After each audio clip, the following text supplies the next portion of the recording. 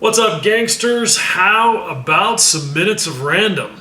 I have not been doing a lot of that. Have not been doing a lot of videos of any kind this year. I just got totally caught up in working on my 1/48 scale Ming Hornet project.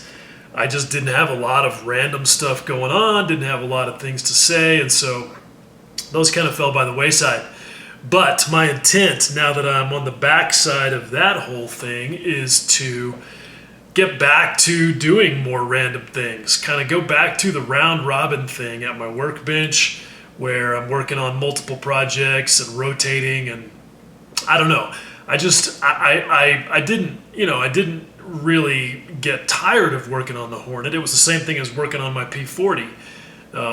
But I did at times kind of feel like, okay, I'd like to be doing something else, and I did a bust there earlier this year in the middle of the Hornet project, so that kind of helped break things up. But anyway, now I'm starting to ramble. Yeah. So anyway, the first thing I want to talk about is to close out the Hornet chapter by talking a little bit about the IPMS Nationals that I just got back from, because I took both my P40 and the Hornet, which the Hornet is still sitting right there on the bench behind me, and I'll show you what was its undoing here in just a few minutes.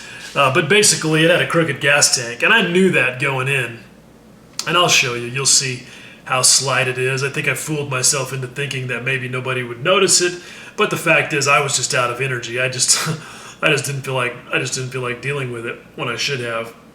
And I also was not certain that it was going to be a very easy thing to fix, and I'll explain that as well. Anyway, so it got nothing, but I did get some feedback from the judges after reaching out to Jim Clark. He's the head aircraft judge. He got a message back from the team lead in the 148th large jet category. And I was in the top 5, so that's good. I feel good about that. That makes me feel like maybe all of that weathering was not viewed quite as unfavorably as it might have been, and that they, didn't just dismiss it out of hand. So that's good.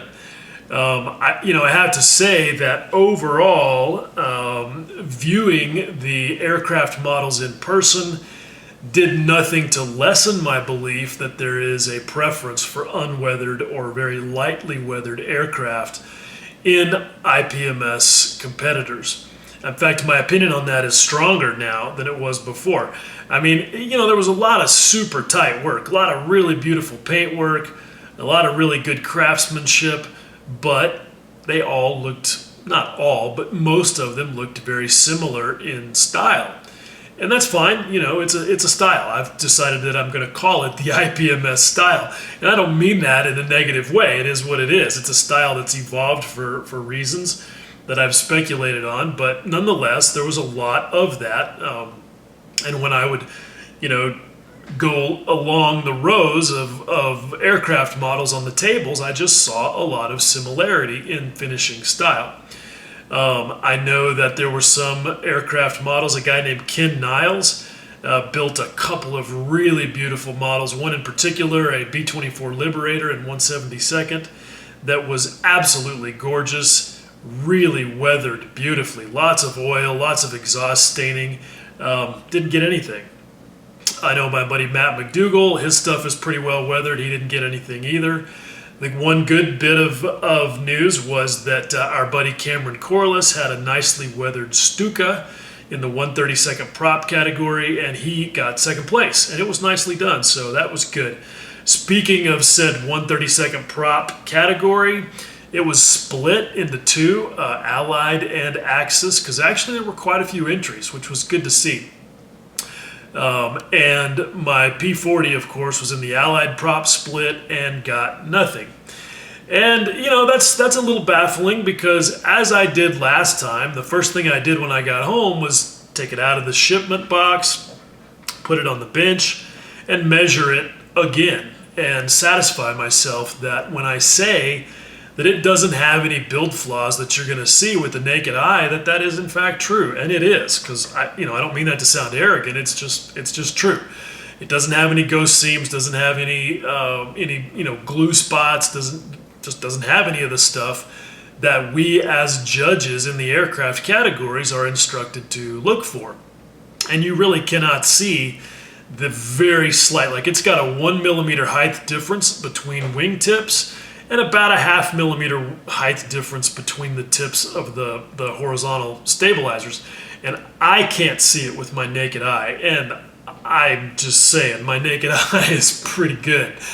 And even when you put a ruler on it, it's difficult to get within about a 0.5 millimeter of accuracy, because you've got a ruler that's kind of wobbling back and forth. So, the only true way to measure it is to put like my digital height gauge on it. And I've done that now 2 or 3 times, and the results are the same each time. In fact, I went through it in video at the end of my IPMS contest experience when I went to Model Fiesta in January. So anyway, it is what it is. But I still have not been able to get any feedback from the lead judge in that category. And it's not a big deal. I'm not all bent out of shape about not winning anything. I knew going in I wasn't going to win anything, but I'm still curious. And here's the other thing. This is the one thing that really disappointed me about this event in Omaha, is the absolute and total lack of feedback. None, zip, zero, zilch, nada. And I know the complaint is always, well, we don't have time to give feedback. Yeah, bullshit. Okay, I was an aircraft judge on Friday night. We did 2 categories. We were done in 2 hours. In fact, all of the aircraft were done by 11 o'clock that night, including the whole discussion about best aircraft, which I think took close to an hour by the time it was all said and done. So the idea that there's not time to give people feedback is just blatant horseshit. And I feel even more strongly about it than that, because here's the deal. People put a lot of energy into these projects. They spend a lot of money, they put a lot of energy into going to an event like the Nationals. And I just feel like it's sort of the least that you could expect to get some feedback on your entries. Why wouldn't you want that? And, so in one case, Jim Clark emailed the one judge, and he responded with some pretty detailed information, which was great. The other guy didn't even respond. And I don't know, maybe he's got COVID. There's quite a few people who did. I don't know. But here's the thing. I feel like that it just sort of in general is just bad. At minimum, it's just sort of bad planning, bad event structure to not provide for feedback, and at worst it's just disrespectful of all the contest entries. And that's not a position that I'm likely to back away from, because I just don't believe that there's any logistical challenge to doing that can't be overcome. To be more specific, in the category that the second category that I judged, there were 23 entries in that category split. It was 1/48 scale, prop, British and Soviet, so almost all Spitfires and Hurricanes and Tempests. And fully 3/4 of those models were dropped out of serious contention for a first, second, or third place award because they had a crooked wheel. One crooked wheel. So that means that literally the feedback on their judging sheet could have just said wheels and nothing more. It would have been that simple. And then that way the builder would have at least known to go home and take a look and, see what was up and figure it out for themselves. But other than that, I have to say that my first IPMS national experience was really good. Overall, just a lot of fun. I got the chance to meet a bunch of people that I had only known, obviously, on the interwebs before that. That was super cool. Getting another shot at being a judge and getting that experience for real was really good, very insightful, and it was great to be able to see the models in person. So now, maybe when I talk about it, I have at least a shred more credibility than before. You know, there's always that person who's like, well, you can't say anything based on the photos. You have to see it yourself. Well, now I have. So anyway, that's all good. I really enjoyed it. I really loved getting to meet everybody. And at the risk of going over the 10 minutes, oops, already did. Let me just show you a couple of things. These are things that I brought home. I didn't buy much of anything. I bought a razor saw. I'm just not a shopper. But I ended up coming home with a couple of kits. One is this, the Arma 172nd P51BC, which I've seen lots of people talking about how cool it is, and I've definitely wanted to get my hands on one. I've considered building a 1/72nd scale thing just to kind of get out of my comfort zone, and this is like one of the first kits that's come along that made me feel like, all right, I might actually do that. And because reasons, I am going to build this. And so I don't know if I'm going to do videos on it or not, but I will sort of do I'll do in another random just a look at just this kit. And if I have time, I'll do 2 of them because I also want to show you this kit. A lot of you in Scale Modelers Critique Group are familiar with John Everett. He is a super nice guy and a super talented modeler. He builds a lot of really dope scratch-built Star Trek and science fiction stuff. He also has built some very cool renditions of the long since out of production and highly coveted Nichimo Cessna Skyhawk 172. And I've said several times how jealous I was that he found not one but 2 of them. They're super cool. It's 1/20th scale, so it's pretty big. And I've never even bothered trying to find one because I figured it would just be horrendously expensive if I found one.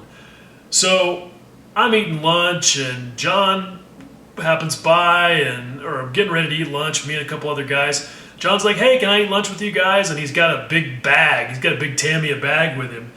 And I'm like, hey, man, what'd you buy at the vendor area? And he's like, well, I bought you a kit. And I was like, what the hell are you talking about? And, yep, there it is. John Everett sent me home with this kit. And I'm still just like totally flabbergasted. This is one of the coolest things that anybody has ever done for me since I've been in the scale modeling community. You know, people have sent me various things, which I of course always appreciate. I don't ask for stuff, and so it's just really cool. And I already knew John was a good guy, but this is really dope. So thank you, John. He has already laid down the law that I have to build this in time for next year's IPMS Nationals. And I want to, but, I have a feeling this is going to be a rabbit hole.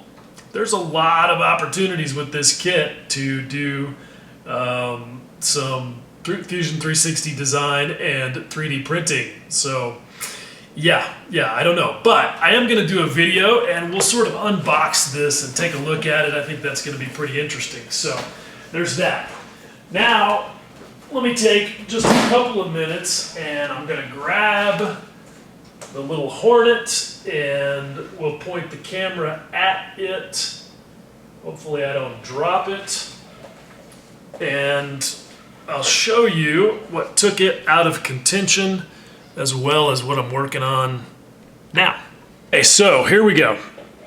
As far as I know, based on what the judge who sent feedback said, that's it right there. If you look, you will be able to see, this is pretty easy to spot in person, that this gas can is slightly askew with respect to the pylon.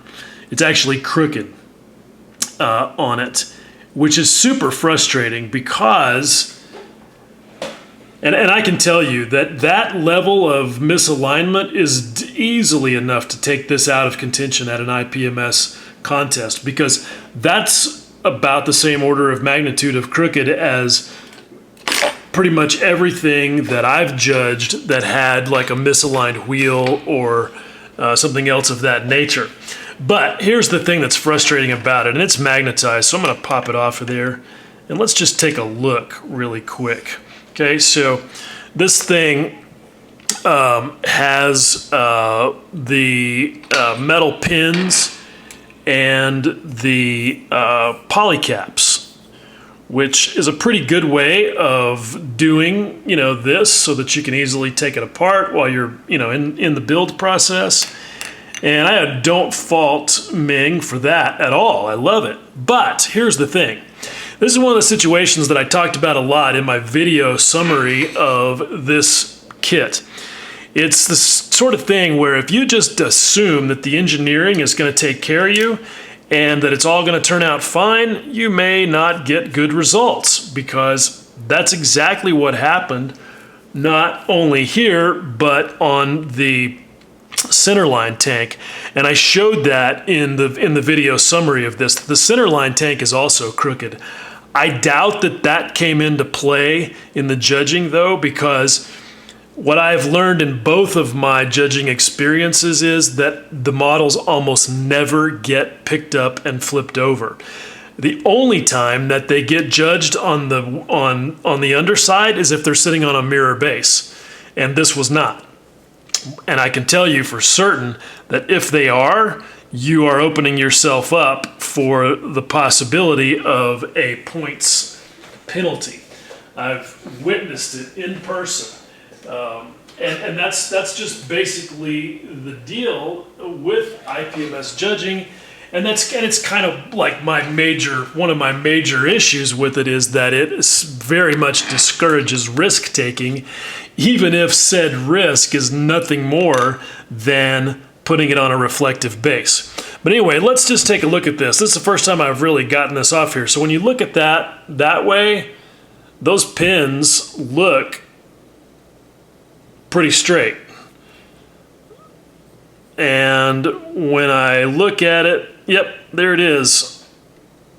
Yep, when you look at it like this, you can 100% see that those pins are not parallel.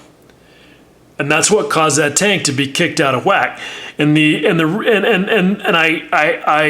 it's ultimately on me for not noticing it, but you can see how slight that is there.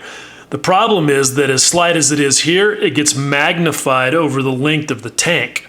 And it's very apparent when the tank is mounted to the aircraft. I just straight up didn't notice it until I was doing photography.